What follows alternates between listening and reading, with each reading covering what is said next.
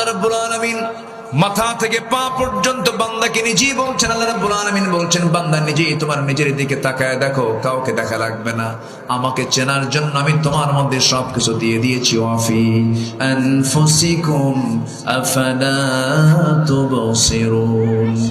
বান্দা তুমি তোমার নিজের দিকে তাকায় দেখো, আমি তোমাকে কত সুন্দর করে বানায় দিয়েছি। বান্দা আমার নামে জিকিরটা করো, আমার শুকরিয়া আদায় করো, আমার সঙ্গে তুমি সখ্যতা গড়ে তোলো, আমার সঙ্গে তুমি মহাব্বত গড়ে তোলো। ফজর যখন আজান হয়ে যাবে, যখন কোনো বান্দা ওই সময় যদি ঘুম থেকে উঠতে পারে, শয়তান তাকে ওয়াসওয়াসা দিতে পারে না।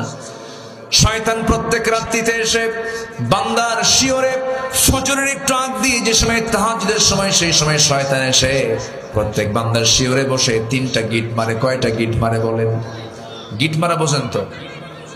গিট কাকে বলে? এলাকায় কি বলে? গিরা। ও যে মানে দড়ি দিয়ে যে বাঁধে, কি বলে? গিরা মারে। হ্যাঁ, গিরাতে এটাও গিরা। এটা গিরা না নাকি? এটাও গিরা। গিট দেওয়া মানে বাঁধন দেওয়া, বাঁধন। শয়তান করে কি?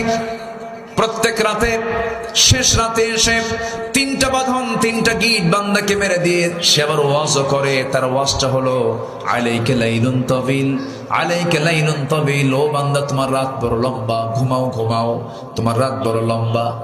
আজান হয়ে যায়, বান্দা ওঠে না, কিন্তু এই সময় ওই 3